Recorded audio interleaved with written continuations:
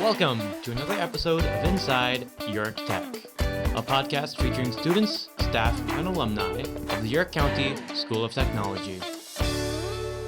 Welcome back to another episode of Inside York Tech. I'm your host, Nick Staub, and we are here with two really interesting guests today. We have Kaya Overholtzer, who is a 2018 graduate of York Tech, and she is currently working as a digital forensic analyst in Chicago. And that sounds to me like a job title straight out of CIS, so I can't wait to dive into that and learn more about what she does. And then we also have one of Kaya's former advisors, Mr. Duncan Merkert, who is also an instructor here in our network systems and cybersecurity program. So I'm excited to talk to him as well. Before we do so, just want to highlight a couple interesting things that have been occurring around the school over the last month or so. So first and foremost, our NTHS and NHS students hosted the 2023 Kinship Holiday event. And that is a really heartwarming event because it directly benefits foster children and their foster families, specifically local foster children. So we were thrilled to be able to host that again. And then a short time after that, we also hosted the Automotive Technology Employer Summit, which directly benefits our automotive technology students here at York Tech. I'd encourage you, if you want to learn more about any of those events or see the photos, which are awesome, please visit our social media pages, specifically Facebook and Instagram. But without further ado, I want to get into the conversations with Kaya and Mr. Merkert. First of all, thanks for being here. How are you doing? I'm doing good. Thanks for inviting me back. School's definitely changed a lot since the last time I was here, so it's exciting to see kind of all the changes and the way the school has improved just since, 2018. So this is your first time back since 2018? Yes. And Mr. Merkert, what's it like to be able to reconnect with one of your former students? It's great. Kaya was one of our most fantastic students during the time that she was here, and it's great to hear about how successful she's been in all of her endeavors since she graduated. Well, she has most definitely been successful, and like I sort of teased in the opening there, her title is so fascinating to me. She is currently a digital forensic analyst at Charles River Associates in Illinois. And more specifically, you shared that you specialize in dead box forensics and mobile device forensics. Can you tell us what that means, and what does your day-to-day work life look like? Sure. So digital forensic analyst, just kind of like regular forensics, when a crime is committed using electronic devices, the analysis and kind of legal process of analyzing and presenting that in the court of law. So dead box forensics just means that the computer is turned off at the time you take it, versus something like incident response. If you're responding to somebody being hacked or malware ransom, you typically do that in a live environment to see what's currently happening. And then mobile devices, I think, is pretty self-explanatory. That's just your cell phones and iPads and tablets. So my day-to-day is I do mostly white-collar crime work. So a lot of financial crime, intellectual property theft, extortion, sexual harassment, the occasional nation state, listening in on people's cell phones, depending on the case. So my day-to-day kind of varies wildly. It's a project-based work, so typically it's dependent upon how many projects I'm signed up to be doing. I think right now I'm on about 4 or 5 that I'm aware of at least. But typically I'm kind of low level, which is both good and bad. The good in that is that I get a lot of cool experience. I'm the cheapest labor, so I get sent lots of cool places. I've been to San Diego, Los Angeles, Phoenix, Miami, probably 100 plus places in the Chicagoland area. Typically I will go in with a bunch of lawyers. We go up to somebody's desk and say, hey, you're fired. Give me all your electronics immediately. And then I go and I take my copies. We do the analysis process. Occasionally I get to do covert missions. So I wait till everybody's left for the day. Someone hands me the keys. I sneak in, make copies of everything, sneak out, make sure nobody knows I was there. So it's something new every day. So typically after we get a forensic copy of a device, there's all sorts of fun tools that can kind of process and make our lives a little bit easier to go through. But through schooling, I also know how to do it the manual way. The manual way is just much more painful. So we do really like our tools. And then it's just a matter of looking through at times terabytes, even sometimes petabytes worth of data and trying to kind of find, the needle in the haystack of did they do it? Did they take it? And if so, how did they do it? What is every event leading up to it to that point? And what are the ramifications for the company? Whether that be, like I said, intellectual property is stolen and they jumped to a competitor and took it with them. Extortion, so we have to go, get the police or FBI involved to kind of help facilitate that conversation to get people their property back or to get uh, threat actors off their back. And so it it really goes day by day. In high school, one of the things I did is after work or after school, I worked at Best Buy as a Samsung certified repair agent. So I kind of knew that I've always liked cell phones. I've always had a really soft spot for cell phones. So and unfortunately, fixing cell phones doesn't pay that well. Additionally, there's not a lot of feature in that, especially as devices become harder to take apart. So cell phone forensics was kind of a way for me to continue to play with cell phones in a way that one paid the bills and two kind of allowed me to explore that side of kind of hardware and software and getting data off of. Because cell phones are a lot more difficult to get data off of in a meaningful way than a laptop is. Well, in the movies, they make it look so simple, right? They have that cell phone. They want to get some information off of it. They walk it over to their tech specialist, and in a couple minutes, they have an answer back. But it sounds like that's not the way the real world works. So when you get that cell phone and they say I'm looking for XYZ, what are your next steps? Like what? Describe the programs that you're using. Are you looking at the photos, the text messages, the any audio recordings? What does that process look like? So 90% of the time, I kind of get a time range about we believe this happened, within this month. And so I do get to limit it kind of within that month. And I look at legitimately everything that happened in that month. So photos, recordings, GPS locations, if I'm trying to, pin them as being a certain place, text messages, recordings. There's a lot of really good tools out there. There's Celebrate, Magnet Axiom, XRY, Oxygen Forensics, Elkasoft, Belkasoft. So lots of great tools. But the thing that's very annoying is that every time an update comes out, it completely renders our tools useless for a couple days. So if you have a case that's on fire that comes under those dates, there's a lot of kind of manual parsing and going through data by yourself. So really, it's just, I don't want to say tedious because I find it interesting. And it's also, in a weird way, a good way to get a look into somebody's life because, as you know, cell phones are very, very personal. But it's a matter of legitimately going line by line, reading everything and finding the one anomaly or the one thing that they're dead set or they believe happened. And most of your work is it coming from the private sector where an organization is saying we need help getting this information? Is it government agencies? Like how do you operate? 99% of the time, it is through private corporations. Occasionally, we get an individual that decides to reach out to us, but usually it's private corporations. So, Mr. Merkert, can you give us a little insight into how you introduce these topics and some of these responsibilities that they may have after graduation to your students? Well, the kind of things that Kaya is doing is like one of the top level careers that students can get into. And the way that we get students to kind of move in that direction is to hit the basics all the time. There's so much troubleshooting that happens at the lower level end of the technology because any little thing that goes wrong, you have to fix. Like we want to try and fix it instead of just getting rid of it or replacing that technology. So I would say definitely it's hitting the basics as much as possible, fixing as much as possible, replacing parts instead of replacing items. The more you know the technology, the more you can maneuver around it, and the more you know what you're looking for when it comes to specific information. Additionally, just a quick little fun story about knowing the basics. We had somebody who was very, very high up in a company who was convinced that his phone had been bugged. There was three of us, worked probably 80 hours across like a week, trying to figure out if this guy was bugged, because if it was a very big deal because of the company he was involved with. Just to find out that he had been talking to Bixby, like the Samsung assistant, for the past like month, and that was what was sending like random emails and adding things to his calendar. But of course, none of us thought to check that because we were like, oh, forensics, deep state, like, North Korea, China, Russian hackers.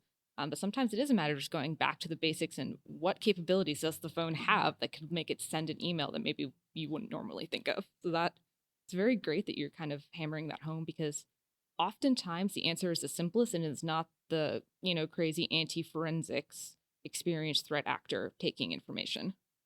Kaya, you would have had to have an interest before even coming to York Tech because you have to apply to that program.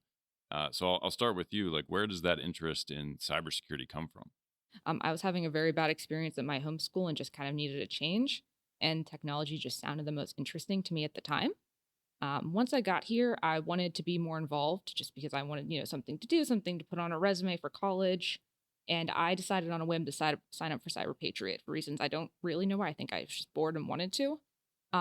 And there is where I kind of fell in love in forensics, having 6 hours to figure out all these things. Like for those of you who don't know what Cyber Patriot is, it's an Air Force Association ran a competition on digital forensic cybersecurity and networking, where you're given 6 hours to analyze multiple compromised systems to figure out what happened, what went wrong, and answer some open-ended questions about it.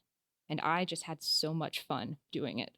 It was just like, it was very stressful at the time, don't get me wrong, but kind of that feeling you get though when you finally find like the needle in the haystack, going through all this data and realizing, okay, this is what happened, it was a feeling that I just wanted to experience again and again. And I fell in love with Cyber Patriot and then just kind of started gearing my education towards forensics as much as possible.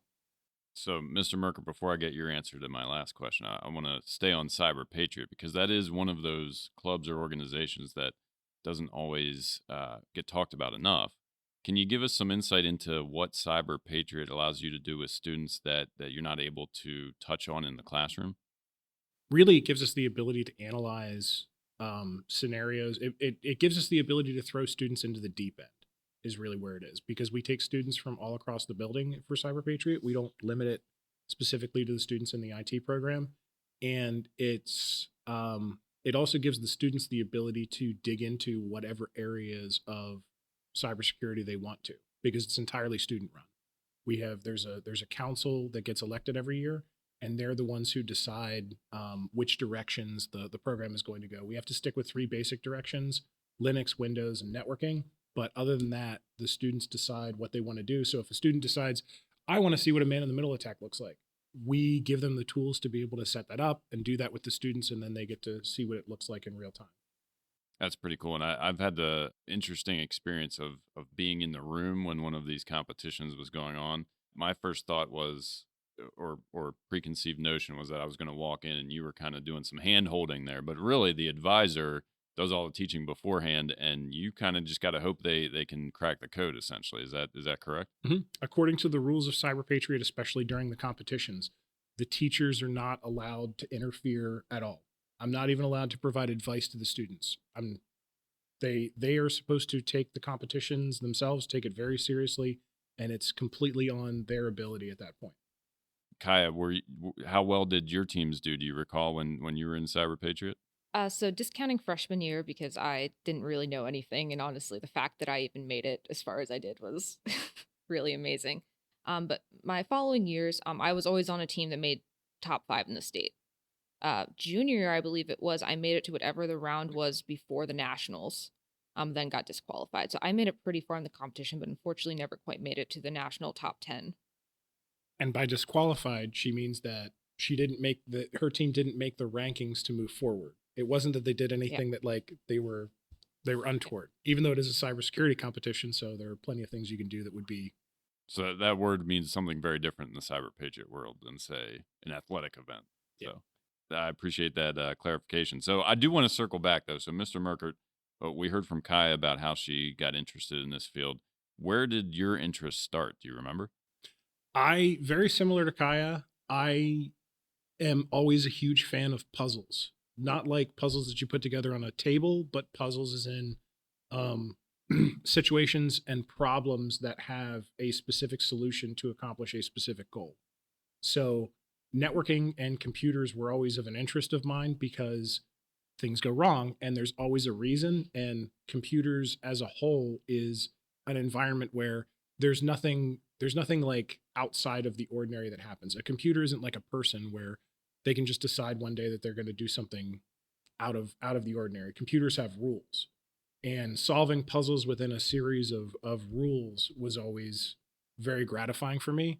So especially when it comes to the cybersecurity stuff and networking in itself is a gigantic world where there's so many things that have to be done correctly in order for communication to occur.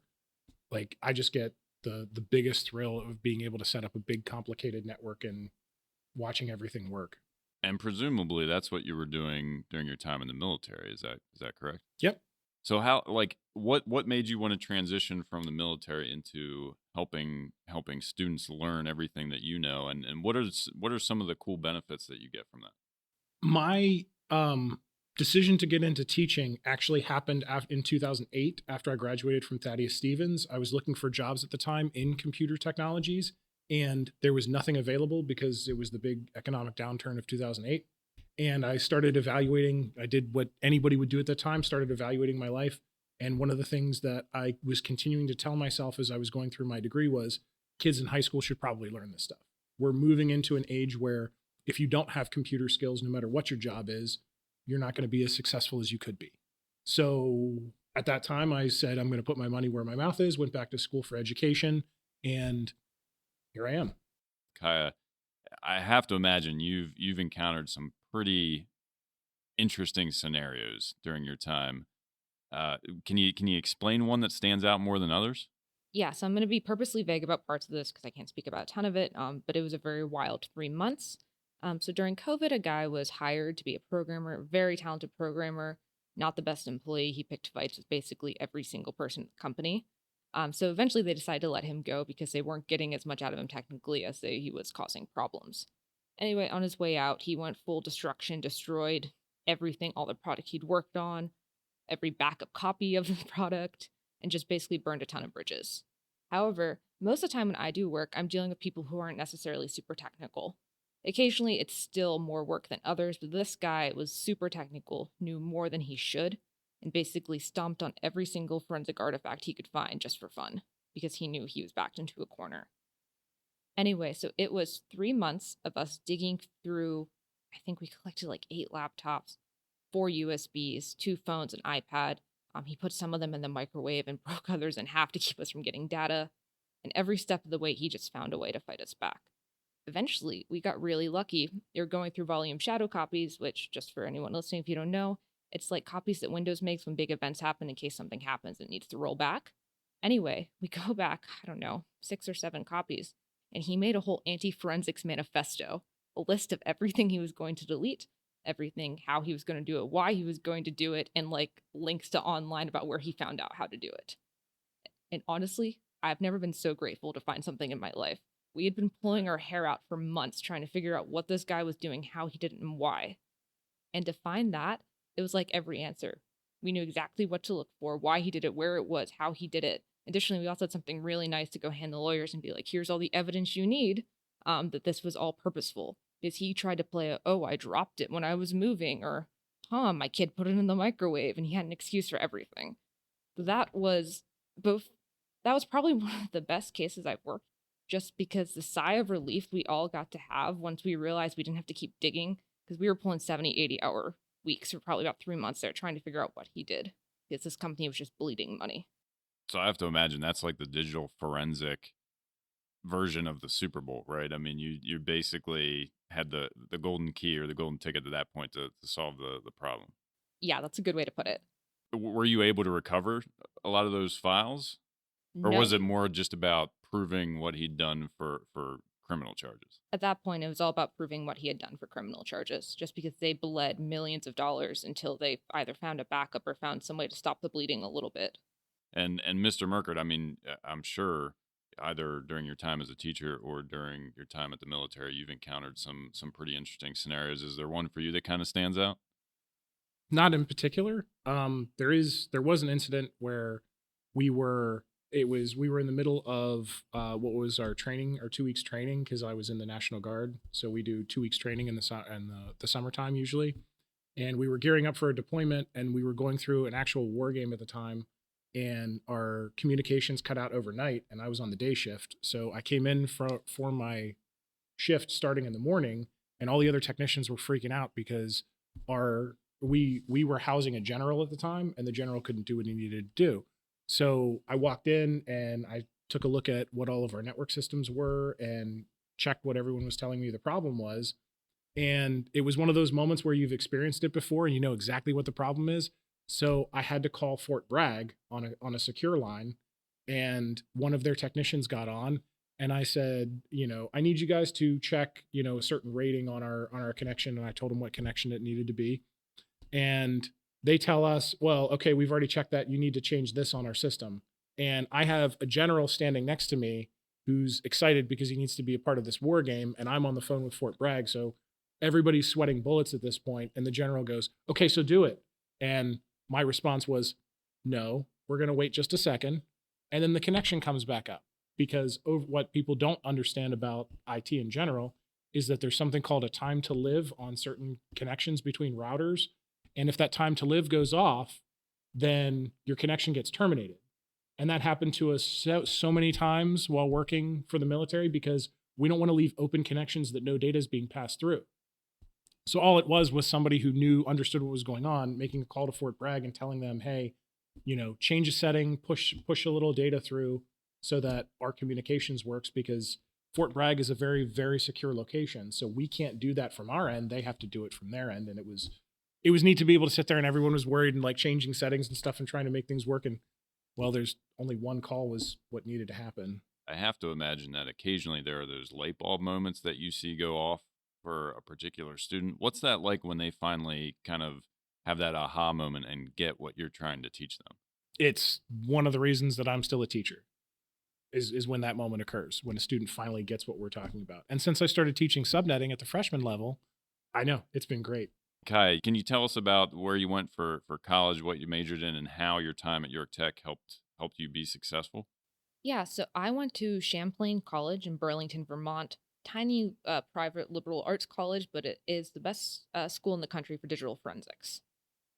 So my degree was in computer and digital forensics with a minor in criminal law and a specialization in mobile device forensics, which is a mouthful. And the one thing I can say that I can give York Tech a lot of credit for is, one, they let me test out a lot of the beginning classes by having, like, I graduated with my A+, my Linux Plus, and something else. I'm mind blanking on a networking one. And they said, okay, you don't take all these intro level classes. Was that CCNA? You got your CCNA? CCNA. I didn't get the CCNA. Anyway, so I got to skip a bunch of the intro level classes, which later on, when I was a junior and a senior, I was able to take some really cool electives and to kind of expand and do other classes because I had all this free space in my schedule. Additionally, another thing is that a lot of people went in with little to no tech experience and really struggled. At the very least, all of the intro stuff I flew through pretty good. I had a really, particularly in networking, I had a really solid background. I wasn't crying over subnetting. I wasn't freaking out about, making little labs and, connecting in routers and stuff and pinging things and using Netacad. Packet tracer, that was a headache for a lot of people that I was able to thankfully avoid because I had done it so much here. So really, I feel like I went with a lot more experience than most students, and as a result, I was able to excel in college because I didn't get bogged down in the weeds as early as most people did.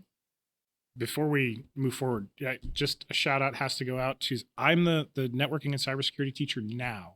The networking and cybersecurity teacher when Kaya was here was Mr. Stauffer, who retired after Kaya's year. And he's the one who was our network academy guru, and he put all that stuff together, and he was an expert at teaching because he had over 30 years experience. So big shout out to Mr. Stauffer. He still comes back and consults with us from time to time. He's helping us out. And also, we'd be remiss if we didn't mention Miss Patty Baca. She's also the other instructor in our network systems and cybersecurity program. Couldn't be with us here today, but between her and Mr. Merkert, our students are getting a top-notch education, that's for sure. So I'm interested to hear from Mr. Merkert. Did you have that sense that she was going to be successful when you were serving as her advisor here at York Tech? If I recall, Kaya's goal upon graduating from York Tech was to become the head of the NSA. Yeah, I've given up on that a little bit, but that was my goal at the time. Well, digital forensics and degrees in law, that definitely will get you there. But yeah, Kaya was one of those students that, you just know is going places and that they're going to succeed in whatever they do. So. And I want to dive into a little bit more about what you teach. And we touched on that earlier, but especially since we just got through the 2024-25 application period, you're going to be having a new set of students come next school year. What are some of the topics that they can expect to cover and learn while they're here? We've been building up our freshman level IT fundamentals class to the point where the students will be capable of taking their IT fundamentals certification test at the end of their freshman year. So that's the first hurdle. And that's all basic IT stuff from computer hardware, software, networking, simple cybersecurity. It's a lot of conceptual work, and a lot of it is a grind. We try and do as much like hands-on stuff as we possibly can with students at that level. We're trying to make the freshman year as broad as possible so that the students get a taste of each of the IT disciplines. That way they can kind of pick their career or pick the goal that they want as far as their education here at Tech. So for those freshmen that are coming in, it's my understanding that they're going to be going through a rotation of different classes to help them determine which of our IT related programs they want to focus on. Can you give us an overview of some of those classes that they'll rotate through freshman year? Every freshman student that comes into the IT program starts out in either hardware or computer software. And they get a basis for both of those two subjects during the first half of the year. After that, they'll go to computer programming or cybersecurity. And in both of those two programs, they'll learn the basics of those two disciplines so that when they get in for their sophomore year, they'll have an understanding of the basics of computer technologies itself, and they'll be able to kind of choose which direction they want to go for their junior and senior year, which are the three programs: networking and cybersecurity, programming, and computer hardware and systems repair. So they really have a lot of options, and inevitably, I would imagine most students find something to really latch onto when they go through those classes. Yep. Seems to be a lot of interesting stuff being covered there. Kai, I want to go back to you for a second because obviously, in addition to all these cool classes that you're taking at York Tech, you were involved in much more than just Cyber Patriot, specifically Skills USA and TSA, or the Technology Student Association. I'd like to hear from one or both of you about what those programs entail and what students get out of that. Yeah, so I additionally, besides Cyber Patriot, I also did Skills USA, TSA, and I helped found the Tabletop Gaming Club. Just so I had an excuse to play Dungeons and Dragons after school with my friends like 3 Nice. times a week. But both Skills USA and TSA really kind of pushed me out of my comfort zone. Because as much as Cyber Patriot was fun, I still sat in my classroom with my friends and did things. Versus like Skills USA or TSA, that was me traveling somewhere, competing on site with a bunch of other students from around Pennsylvania and somewhere, other places on the Northeast, and really kind of being pushed out of my comfort zone and interacting with others, and in some cases getting very competitive with others. So for Skills USA, I did web design, extemporaneous speech, and computer hardware and repair. I'd like to say I did pretty well. I came in first in all of those for regionals. I made it to states for all of them, unfortunately. For all of them, I came in like fourth, so I just barely missed the cutoff to go to the national level. TSA, I also did web design and computer and tech repair. Additionally, I somehow ended up as the mechanic for one of the RC car races on accident. So that was a lot of fun, but very unintended. And again, those had a little bit less kind of a time commitment overall. Cyber Patriot, at least when I was here, we were meeting twice a week for 2 hours every week. So that was a little bit more of like a group study session and working with others versus Skills USA and TSA. Although we had meetings and we still kind of interact with each other, that was a lot more about the on-site interactive competitions. However, that was also fun though, because like I said, I got to stay in some cool places, hotels, that kind of stuff, did some events with my friends. But it was a lot of more of, dress up, get up on stage, do something in front of a bunch of judges versus eat pizza with my friends while we try to find something in a Linux image. And Mr. Merkert, obviously being part of Cyber Patriot, where do you see your curriculum going? Because I would imagine it's constantly morphing to adjust with what's currently happening in the industry. Are there big ticket items you see coming down the pike that you're going to have to incorporate into your classroom? Yeah. Right now, the biggest industry that the biggest technology explosion that's happening is obviously cloud tech. With everything being shifted off site and technology being hosted in the cloud and equipment being hosted in the cloud, being able to basically rent systems in a virtual environment, that's the next biggest step for the class. We want to be able to take like the IT class the way we have it now and be able to run it from home so that students that maybe miss a class can log in and still get access to their virtual machine from home to be able to do their projects. And then be able to host full environments for students to run their own cybersecurity practice. They can spin up several machines and then imitate a cyber attack and then imitate defenses against that cyber attack. And to do that all from wherever they're at on their laptop is the goal. So before we start winding down, I want to make sure we hit on one other thing that you were involved with, Kaya. You were a co-op student here in our information technology department. And for those who aren't familiar, a co-op student is essentially a paid intern. They are hands-on during the co-op opportunity. So I want to hear more from you about what that opportunity allowed you to do and what you were able to achieve. Yeah, so I was, as mentioned, I was a co-op student here at York Tech. I did help desk. Um, so basically, for a lot of the more low-level things, it didn't involve crazy network access or, a bunch of adult supervision, for lack of a better word. I got to run around the school and fix. That was, helping with projectors, reinstalling Windows if something went wrong, just kind of your basic help desk ticketing system. When people, had an issue, they'd submit a ticket. I'd assign it to myself. I'd go run around the school and fix it. I was getting like 20,000 steps a day, and it was great. But it was a really good experience. One, because when we had downtime, everybody in the IT department was great at sitting down and teaching kind of new concepts. Because as much as I did learn a lot in my classes, there's something to be said too about working in like a more professional environment and sitting down and being like, okay, well, here's our actual architecture and this is how it works and this is why, versus kind of dealing with the theoretical about this is how it should work and this is why.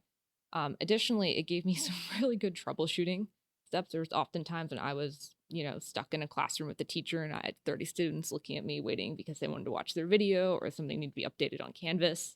And I just kind of had to, get down to the wire and try to figure out, okay, as Mr. Merkert had said before, they have rules. What rules, within this aren't working? What here isn't working? And what can I do to fix that? So for me, it was a really good experience, one, and kind of having to think on my feet because I was almost never alone. I was almost always in a classroom full of people who needed that computer to work. And two, There's definitely some pressure there for sure. yes. And two, it was also a good experience because I had most of the credits I needed to graduate high school at that point. So it gave me something productive to kind of do with my time and during my day. I was able to learn new skills, make a little bit of money, and just kind of, I don't want to say cruise my senior year because I was super involved with a bunch of extracurriculars I've mentioned before. But it just kind of gave me a good kind of break and like something easy, not easy, but something I can kind of work towards every day that bettered my skills, but kind of in a low stress environment. Just because it was here at the school and there was so much resource and so much support, I wasn't out there necessarily floundering by myself. I had a walkie-talkie. I could call someone and say, hey, I really don't know what's going on. Can you give me some tips? So it was just a really good way to kind of take all the skills I had learned in class and apply them, but in a low stress setting. Additionally, while I was doing all that, I also worked part-time at Best Buy doing Samsung certified phone repair. So I was sleeping like 4 hours a night the entirety of senior year. But I'm very grateful that I just kind of sucked it up and somehow made it through because it ended up being like the perfect kind of experience of everything coming together and giving me a great baseline for my future career. That's pretty wild, but it's great to see someone who is so motivated and involved in so many things now doing absolutely fascinating work in the field. Well, I really appreciate both of you being here because I feel like just from my vantage point that I have a much better understanding of what Kaya does, what we offer in Mr. Merkert's program, Ms. Baca's program. Thank you both. I really appreciate you being here. Thank you for having us. Yeah, thank you. Thank you for listening to this episode of Inside York Tech. Catch all future episodes by visiting ycst.info/podcast.